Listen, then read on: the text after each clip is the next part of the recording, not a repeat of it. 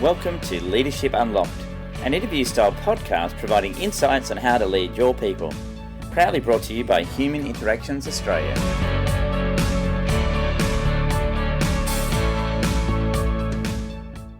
Right, well, welcome to the first episode of Leadership Unlocked.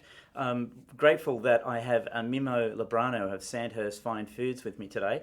So thanks for being the first guest on this new podcast. Thanks, Craig. It's great to be here. Thank you very much. So as the title alludes to, this is about interviewing different people and different leaders around what it is that they do to run their business and keep their people engaged, and sharing, for use of a word, some secrets or insights about things that you think have worked or haven't worked in your history. So probably the best thing to do is tell us a little bit about your business, so a bit of a plug. Okay, well, Sandhurst Fine Foods has been around for 30 plus years. Family business. My brother and I run this business. My parents are still involved to a certain extent, but it's very much my brother and myself. We're very fortunate that we've grown quite strongly with the market that's actually grown with us in the area of olives, sun-dried tomatoes, antipasto. We've then branched into all sorts of condiments and preserved foods in all shapes and forms. And yeah, we run it pretty much as a hands-on family business, try and keep in touch with most things. And we've got what I call a professional management team that actually looks at all the day-to-day issues. And then Ray and I both look at those issues and assist our staff and get involved in every level of it. So yeah. Okay, so do you and Ray have different roles? As a title? Or? The original brief was always to have the three divisions of any company, which is every company. You've got your sales and marketing division, you've got your finance, and you've got your operations. So in essence, I pretty much jockey the sales, marketing, and buying, which is part of the sales and marketing function. Ray will sit over the operations function. Finance is a shared portfolio, so we both have a crack at finance. It's the one that nobody wants, really. Finance, so right. Unless you've got a brother who really loves to be an accountant, and I don't know many of those. So there's only two of us. So the finance portfolio is shared in terms of that we both get involved in financial strategy, and so we definitely from the start we had to have that delineation of responsibility, whereby I will handle everything in the sales and marketing. I'm the final decision maker in sales and marketing, and Ray is the final decision making in anything to do with operations, which comprises manufacturing and warehousing. And the most complicated part of the business is probably the manufacturing and warehousing. And so I lend a hand in that area and try and support Ray as much as possible in that area. So there's a leadership thing right there, isn't it? The fact that you're on the same level. Yeah. You just a delineation between areas. Yep. And do you find that you have to wear different hats from time to time when you come in together and talk strategy? And does that work or not work? The strategy, you've got to wear your different hats. Your different hats have to reflect the division that you represent. From a sales and marketing point of view, I can argue a certain amount of things, and I mostly get my own way with sales and marketing because it's my area of passion, my area of expertise. And I do get it wrong, Craig. I get things wrong all the time, and that's how we learn. But then when I'm actually looking at production point of view, I'm actually then have to put a production hat on. For example, if I'm insisting that we do a product with very short runs, I'll say, listen, okay, it doesn't make sense from a production point of view, but I need to see it from the production side to see how it works in with their efficiency. And in some cases, I'll say, listen, I probably don't think it should be manufactured in Miranda. It's probably better off manufactured in Italy or in Greece or in Turkey, because doesn't really suit what I'm trying to do with the manufacturing. Because I know what the manufacturing is capable of, and I know where we'll throw money at an item where it just won't make any financial sense for us to do so. So you've got to then look at his point of view. Likewise with finance, if it doesn't make any financial sense, and people bring me into line all the time about making decisions. You might want to. There was a very good case where we wanted to get a really big customer. It's a very well-known brand. I won't mention who it is, but they wanted it under their label, and they was doing all this work, and we ended up getting the business, and it was a really low margin. And then I think it was my daughter that actually said to me, "Why are you getting upset over this? Because it's a really low margin. It's not your brand, and all you're doing is fueling their economic engine." And I said, "Yeah, you're right. Actually, I'd rather spend my time and dedication on building my own Sandhurst brand." So there's the financial thing, and it was a vanity thing, because we're supplying this XYZ company. They're a large company, and everyone knows who they are. But at the end of the day, it doesn't make any financial sense to do it. Yeah, So, right. Yeah. Right. So you didn't mention HR as one of the departments. HR was an interesting. Yeah, let's interesting. be careful. Yeah, no, HR is an interesting one. It took us probably probably 15 years to understand the value of HR role. So we've actually got a HR manager. We hired one about 2.5 years ago, and she's been fantastic. So what she does is, we often say here, what did we do without HR? Because we miraculously ran a business for 25 to 27 years without HR, and we didn't lose too many staff, and things worked. But what was happening was there was a lot of underlying things that weren't getting done properly.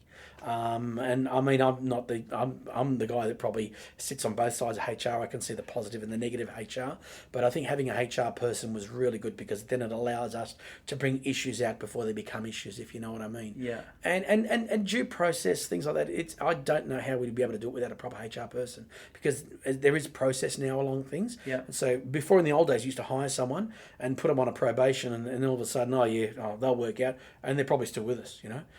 we should have managed them properly and then gone through that whole process. And if they're not working, there's no point keeping someone here that really doesn't fit or that hasn't really achieved what they want to achieve and what we want them to achieve. It was a miscommunication at the interview, probably. So how has that person helped you as a leader? Or obviously you can concentrate on your sales and marketing. HR has been a massive help for me, Craig. It's probably the single biggest thing that's actually helped me as a leader. Because what it's made me do, it's made me become more disciplined. I struggle with discipline. I'm the sort of creative guy. I like to. What do people say? I like bright and shiny things. You know. You like to play music. I like to play music. That's my thing. I like getting out there and trying new things. But routine bores me. And you find a lot of leaders are like this. They don't like the routine. But what do they say? Routine will set you free. Because the idea of routine is that you have a meeting every week at the same time with the same person, and you go through a lot of the issues. And they come to you at the end of the year, which they did, and said, thank you very much for doing that. And initially I thought I was being like, oh yeah, am I micromanaging? But what you're doing is you're setting through expectations. One of the best quotes I've ever heard is, no one really wants to go to work and do a bad job. No one shows up and says, oh, I think I'm going to do a really bad job for the Lubrano family and make a lot of mistakes here, and I'm sure Ray and Mimmo would be really happy. No, they want to do a good job. People generally do, and if they don't, then you usually find out anyway. Yeah. So the HR person has told me that I know this is outside of your comfort zone, but make sure you have these regular weekly meetings with your key staff. And this has actually then allowed us to have more control, and it's put money in the bank too, because it's allowed us to help our managers make decisions. And first we were blaming them, now we're going, hang on, they did the best job they possibly could. They can't juggle all these balls, and maybe we could identify areas where they need help and support them. So we've known each other for quite some time, but if I remember rightly, one of the books that you introduced to a group that we're involved with was Vern Harnish's book. I think you introduced that book. Yeah, right? Rockefeller Habits. Rockefeller Habits. So this sounds to me like you've now been able to implement what you'd read so many years ago. Am I right in saying that? It's true. The daily huddles is what we try and achieve, and the whole thing about getting catching up with your managers and more meetings rather than less meetings, but the meetings are shorter, sharper. Roadblocks, and then you do one big meeting where you discuss strategy. You get big, hairy, audacious goals and all that stuff that Vern harnessed. And I must admit now, I probably need to go and revisit Vern because there's a lot of stuff in there which I probably forgotten about but the people that hear they also read it and listened to the podcast or listened to the presentation as well. So a lot of stuff there that Vern talked about, which is very, very true. Of course, now there's a whole heap of stuff on top of what Vern does, and I've got an app called summary.com. Which is a fantastic little app, and what that does is summarizes 5 or 6 business books every month. And so when I'm going on my 20-minute walk or a half an hour walk, I just do summary.com. And now it's on, I've just realised it's on my playlist all the time, so I can just go and revisit those from time to time. So that training, and I think what do they say about training? It's like, does the top tennis player in the world, I don't know who it is at the moment, Nadal maybe, does he sit back and go, well, I don't need any more training because I'm now number 1. So I don't need any more training. He needs more training now than he did when he was number 5. Exactly. So this whole training thing is something that I think you've got to come back to. You've got to have that will to learn. So just for people listening, there's another app that I use which is called Blinkist, which is similar as well. So you get your weekly or daily summary of business books. It's fantastic. It's a great way to keep on top of things and know what's happening. Yeah, So. we all love the war stories. I mean, the last one on summary was Dunkin' Donuts, Yeah, right. And Dunkin' Donuts has got an amazing story. And, I've only listened to it once, so I need to go through it again. But, these war stories that we talk about in family business, I think we can all learn. And what family business has taught us is more or less how to learn from not only from others, but others' mistakes as well. Yeah, right. So that's where you get a lot of synergy from other business owners as well. So it's good to have a network of people that understand family business, because it's a very different beast to corporate business. Massively. And tell me, so you've got the two delineations of roles between you and your brother. Yep. If you happen to notice, Harry down in the warehouse not pulling his weight, how do you approach that, if at all? Do you? Yeah, well, you've got to call up Harry who's not pulling his weight, because that's a violation of company values. Our values are honesty, teamwork, communication, family. We all have to live these, and if people are being honest, then they've got to do an honest day's work, and that's a violation of honesty. So you go back to your core values, which once again I think is a Verne Harnish concept, or it could be one of these E-Myth concepts. I'm not sure, but there's a whole heap of concepts in there. We know that our values are not negotiable, and honesty is one of the biggest values that we have to have in this business, teamwork as well as communication. But okay, so that's what I call a misjudgment of a value. So then I have to then say, well, I notice this person. I would probably then talk to Ray about it, and then we would have a discussion about that, and then we would talk to probably the line manager, which reports through to Ray on that one, which would be the warehouse manager. And say, listen, we've noticed that Harry's not really pulling his weight. Can you address that? And if you need, you can draw in HR. And so then what would happen in these days is that HR would get involved with the actual manager, the warehouse manager, and Harry, and sit them down and go, listen, is there something wrong? Is there something happening? Is there something we need to be aware of? Because a lot of this stuff, we learned this from when we had an association, it can be symptomatic of other events in your life. There could be something going on behind Harry's life that we don't know about, and we need to be very, very wary of that, because especially if Harry was a great performer up until this day, So that's one way I would approach it. And have you found that happening? Have you found that people have other stuff hanging? We now know that we're starting to weed out where and we're like a team of it's like a football team that we know that the forwards can score goals. We've got a bit of a problem in the mid defence area. The goalkeepers are good. So this mid area, which is probably what you'd call the warehouse and delivery, so order checking, deliveries, and we've got we're seeing numbers every week on order pick rates and things like that. We're just trying to embark on a WMS, warehouse management system, whereby it's scanned in, and then you can see productivity per employee, not to be overly management of them, managing of them, but to then see some metrics around how much a guy picks. And I mean, there's always this theory that there's 5 guys and 2 guys are doing 90% of the work, and the other 3 are probably cruising. Whether that's true or not, I don't know.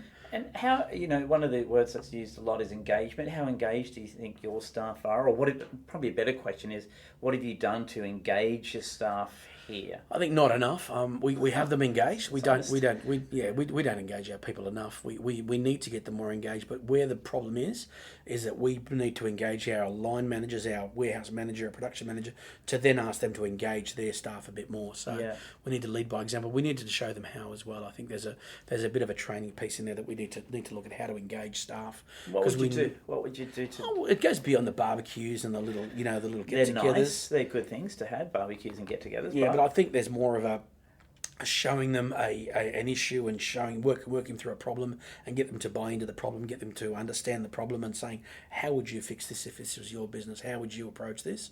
Damage to goods, where a forklift runs into goods. One idea I had was, let's all get together and try and repair these damaged goods on a Friday afternoon. So, the warehouse team also all gets a turn. And so maybe one idea was that, okay, we're getting a lot too many damages with forklifts hitting goods. Now, forklifts are driven by people, and those people are obviously damaging the goods, whether they know it or not. They might be saying we're too busy, all that sort of stuff, but at the end of the day, it's happening. So maybe then what we then do is say, listen, Friday afternoon between 3 and 5, or between 2 and 3, or between 2 and 4, let's go and see if we can fix some of these goods up. But I wouldn't do it with them on their own. I would probably try and be with them, or try and have a line manager, just so we can share in some of the, because there's no point saying, well, you created the problem, you got to solve it, which is true. Yeah. But there's one thing to say, you created the problem, you solve it. Let me help you solve the problem, and then while you're cleaning the products, you might be able to say, listen, how do you reckon this thing got damaged? Oh, that's because this is in the wrong spot. well, if we took it out of there, what would happen then? Oh, well, then it wouldn't get damaged. So if we make that spot free, then would that then reduce that? Yeah. And so all of a sudden you're doing what management consultants do, and they basically get the guys on the floor to give you most of the answers and push them up. And so this is concept then in leadership about being taking on the role of a coach.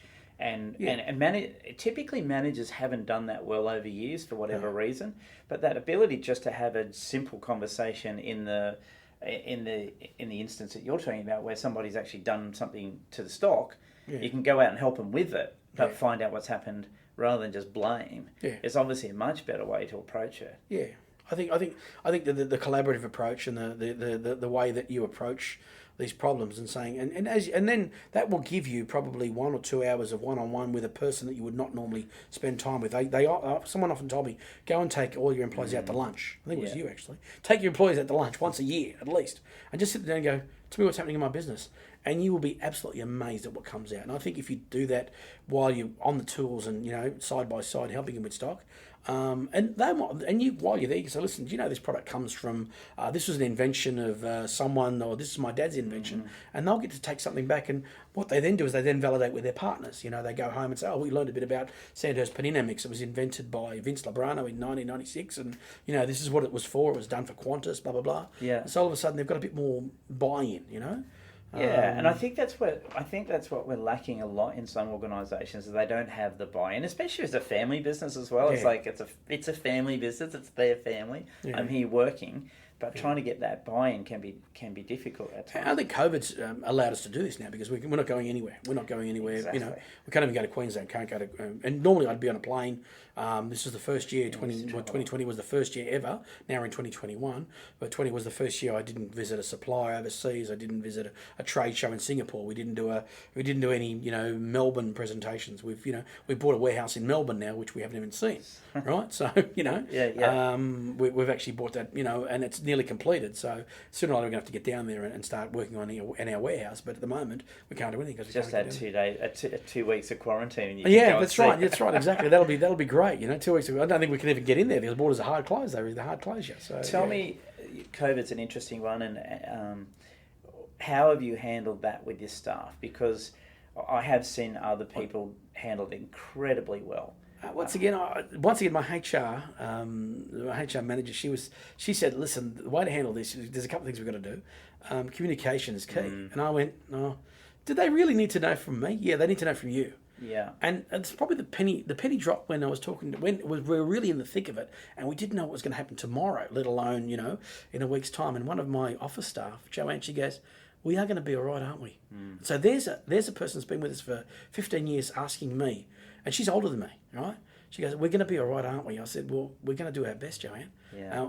I said, and I had to say, "We're going to be okay," Yeah. Because she didn't know, and she was scared. I mean, we were all scared, and so I think once a person like that says, "Are we going to be okay?" That means they want communication. They want something back. So then, Sophie, my HR manager, said, "Listen, every 2 weeks you got to do a COVID update." I went, "What for?" She goes, "Because you got to do a COVID update to the whole team. Let them know what's going on." And I said, "But," and I'll be honest with you, she wrote most of it for me anyway. Sure. Right? But it was a piece of communication that came from me to the guys in WA, the guys in Melbourne, the guys that were on JobKeeper, the guys that were looking at 3 days a week that that didn't know whether their job was going to be around because we could have just turned around and said, "Let's stand down, that's it." Food service is now kaput. There's no more food service. See you later. You've been really good to us, and you can go away and find a job somewhere else. Yeah. So that communication piece was really interesting. I think number 2 was the experience factor. I think that experience factor really, and having experienced staff is really, really good. Yeah. Because all of a sudden, the forecasting models that we bought, we spent thousands on forecasting models. You might as well throw them in the rubbish bin, right? Because those forecasting models said, well, you sold 5,000 in February, you've sold 200 in March. What does that do to your forecasting? Yeah. Well, So what does that mean? average of... Congratulations, Mr. Boomer, you've now got 15 years worth of olives, right? Yeah, exactly. No, I haven't. I've just sold less in March. But now, no, because your last forecast said, listen, whatever we paid, we've actually got use out of it.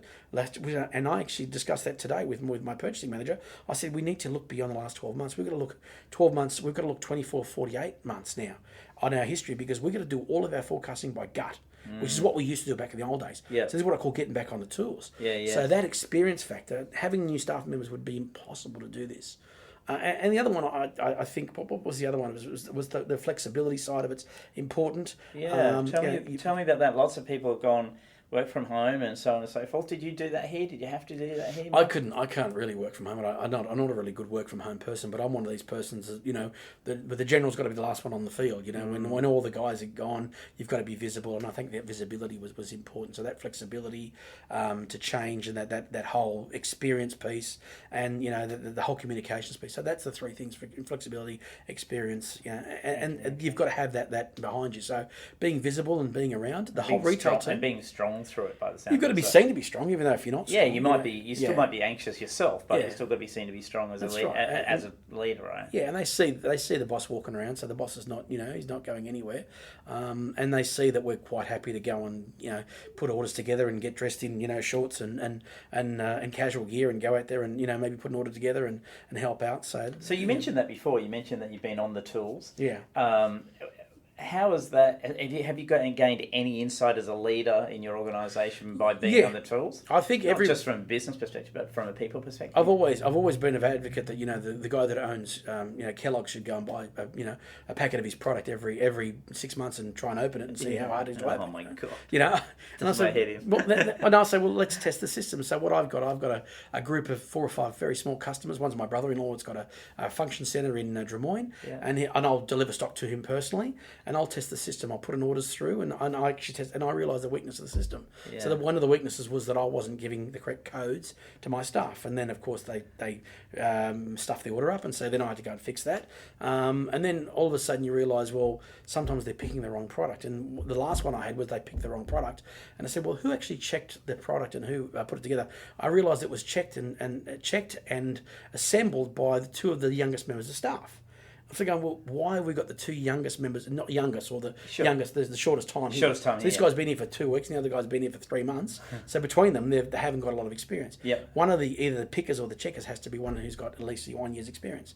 So that then allows you to feed these ideas through the warehouse manager, just as a suggestion. And in its most simplest term, you could easily look at those people and go, this guy can't cut it, he's useless, or whatever. Yeah, hopeless. And you write him off. But if you haven't supported him properly in the first place... Yeah, and then you say, well, is the location code correct? Is the product code correct? Has the product been marked correctly? Does it look confusing? Is the product code does it look similar to another code? Because there's a lot of red boxes out there. They look the same, right? Yeah. And that was the biggest fear. But you can't colour code every single box.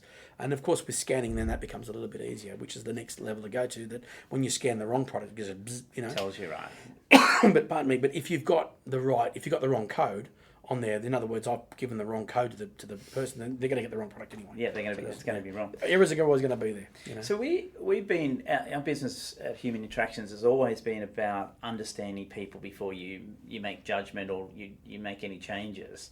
It seems to me that you have gone down that track somewhat. You've really got to try and understand your people a little bit more than you've done 10 years ago. Is that a fair observation? Or yeah, I think we've got to understand our people. We still need to do more work in understanding who our people are and what makes them tick. Yeah. And people do change. It's not often that they do change, but there are changes in circumstances, and people have, and we've got to identify where the changes are. And you've got to then, I think that understanding of who your staff is, and what makes them tick. That's also very important as well. You work it out, but you can't assume that what was right 5 years ago is right now. So you're prepared to share 2 or 3 failings as a leader? What are some things you've done as a leader that you think, there's plenty of those. Plenty of failings as a leader. What have I done? Is there 1 or 2 that you're willing to say, I've done this and I wouldn't do that again? I think you tend to, there was one case where we employed what I wanted, an operations person. And I wanted the operations person to be like a cure-all for all the operations. So it's like, one size fits all operations guru, And my brother was saying, you need a warehouse manager, right?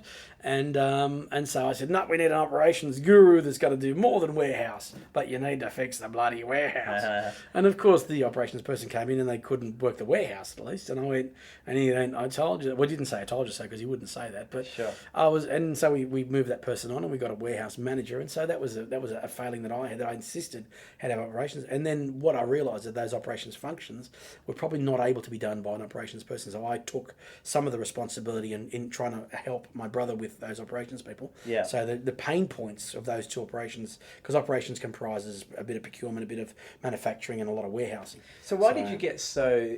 Why were you so strong on that? That's what it needed to be because it's not a shooting from the hip as such. It's just you assume that people will solve a problem, but people don't solve problems. Systems solve problems. Systems are created, and there's nothing better than a system. And when things go wrong, there's a system that hasn't been used properly. There's a system there, and we always say there's a system. Well, I don't know why you don't use it. Why do you want to invent your own system? Because the system is there, you know. Yeah. And so that was a failing that I realised. Where else did we I really start? I mean, look, there's a heap of areas. Actually, the retail division, I probably was too controlling of the retail division. So what I decided, the retail division, I said I wanted to take a more really, in depth, real stick my nose in approach to retail. Sure. And they said, listen, we know this retail business. We're retail specialists. We will work from home. I went, okay, well, good luck with that. And they still do work from home. And they said, we will just give you a result at the end of the period. And I said, well, okay, well, go for it, Sure. And didn't see them virtually. I saw them, but I don't see them as much as I see the food service team, because the food service team is they're like the how you going, mate. They're the engagement guys, Right. But retail's all about process, about system, about procurement, So they took over their own procurement. They took over their own ordering, their own systems, their own ways of doing things, and they delivered a pretty good result. A fantastic result, in the face of everything that's going on, and they're pretty much in control of the whole thing right now. So the two failings, if I was to summarise, is keep your nose out of it. Keep your nose out. Where if you've got good people, trust them. You've got to trust them. Yeah. And the thing is, we discuss this a lot of times in meetings that you and I. If you take the highway and I take the back streets, I might think that you might think the highway's going to be quicker, but if there's a breakdown on the highway, the back streets will get there quicker. Yeah. But we're going to get to the same result. The same result's the same. And this is where one person said to me, you and your retail manager, probably the reason why you're having a few heated arguments, you both want the same thing, but you've got different ways of looking at it. Getting there, right? Right. Whereas she's got a very methodical, very systemic, very numeric approach. Yeah. Whereas you've got more of a relationship approach, which is where I come from. Yeah. Relationships, which is the food service side of the business, because food service is all relationship. It's 100%. Retail is a small amount of relationship, but it's a lot of discipline, a lot of analysis, and a lot of getting it right, and almost like flying under the radar. Okay. That's what retail's all about. Retail business is a very interesting business model because, pardon me, the less you're seen to be a problem to the retailers, the more they'll like you. Yeah, got you. Right? Okay. If that makes sense, So we're butting out more. Well, we're not butting in as much as one. Yeah. And the second one I heard was just being open to what other people have to say. Yeah, as well, and listening to other gut feels as opposed to, because is my gut feel the right one? No, it's sometimes it's right, sometimes it's not. Yeah, it's just different. And someone who's got more vested interest in that area, who sees things in a different way. And that's the thing. You've got to understand the complementary style of your business partner. Yeah. And this is the biggest thing about working with your brother or your cousin or your father, is understanding their style and then trying to work around. And we've done a lot of work in this area. Yeah, good. So, we talked about, be the change you want to be in other people. Yeah. And that whole thing about understanding their style and knowing how they work and how they think, it's very important. And they're a sibling. You've done DISC, haven't you? We've done DISC. Yeah, we did a lot right. of DISC, and we've got a lot of Myers-Briggs, and we've done a fair few of those things as well. Yeah. And that's really interesting, because you realise that we are at polar opposites. We're complete different ends of the spectrum. So we're expecting them to be completely different. Well, yeah, completely the same as us, but there's no way they're ever going to be that. Well, Ray's the sort of guy that thinks to talk, and I'm the guy that talks to think. So I'll talk first and then think, and whereas he will actually think and then actually say 2 or 3 words, and that's it. Yeah, nice. And that's the best you'll ever get out of Ray, which is great. But you need that yin and yang. You need that positive negative to get somewhere in the middle, which is probably the happy medium, because one's a risk taker, the other one's risk averse. So let's look at the positive stuff. What's 2 or 3 learnings you've had as a leader that you've learnings?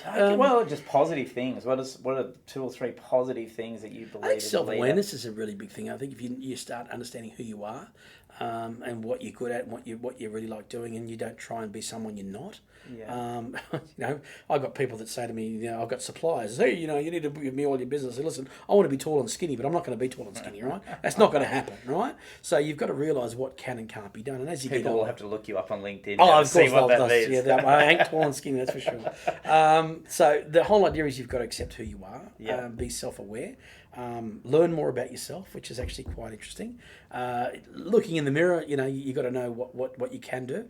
And then, as my HR manager says, this is work on how you can affect people in a positive way.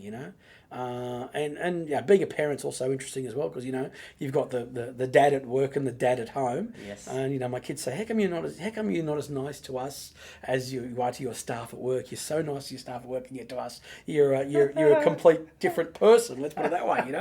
I said, because I've got to manifest a different personality as a father.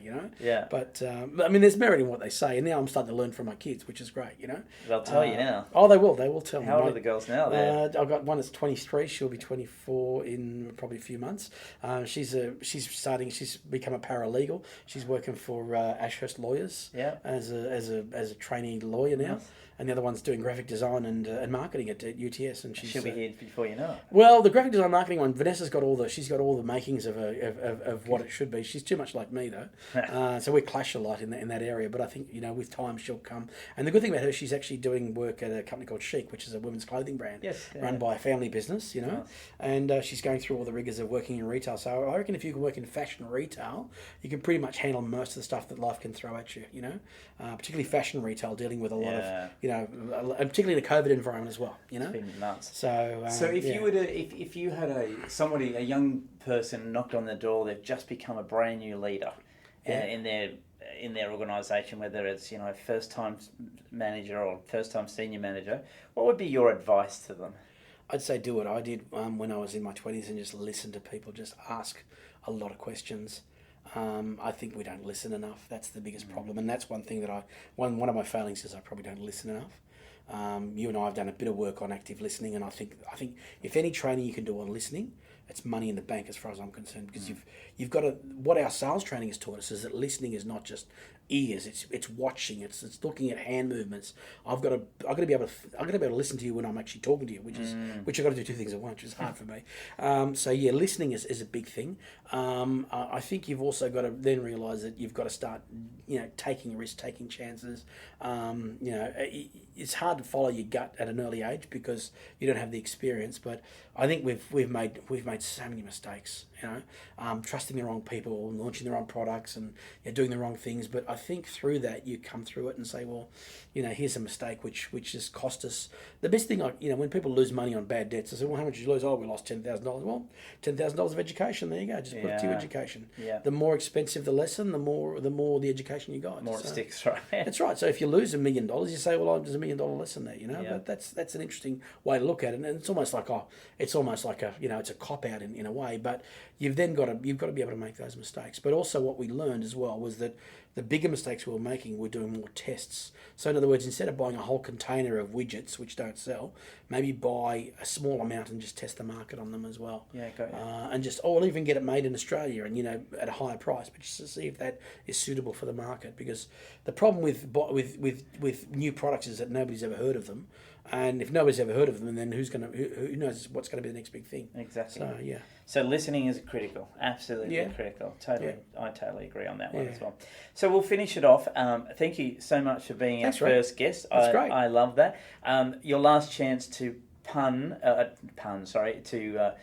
tell us more about your product. Where do we get Sandhurst Foods from? Well, Sandhurst Foods, you've probably tried them in most of the cafes and restaurants. You've been eating, sun-dried tomatoes, grilled eggplant, olives, things like that. But more than likely, the best place is Woolies and Coles pickled veg section. So go to find out where all the canned vegetables are, and right next to there, there's usually a section called pickled vegetables or pickled veg. Yeah. And you get some beautiful piti calamatas. We've got some wonderful bell peppers stuffed with cheese, and then you've got some Sicilian green olives and jalapenos, and they're basically anything you can throw in a salad or throw in a recipe will make it will make it much better, So it's always handy to have a couple of jars of this in the pantry and just snack on them, which is great. And it's, most of this stuff is gluten free, low fat, so it's actually good for you as well, and vegan. So there you go. And vegan now. Vegan, it's vegan, of course. That's awesome. Vegan. That's right. Thanks again, Mimmo. Thank you, Craig. Great to have you here, and look forward to getting some feedback from our audience when they hear this podcast. Fantastic. Love to be here. Thank you.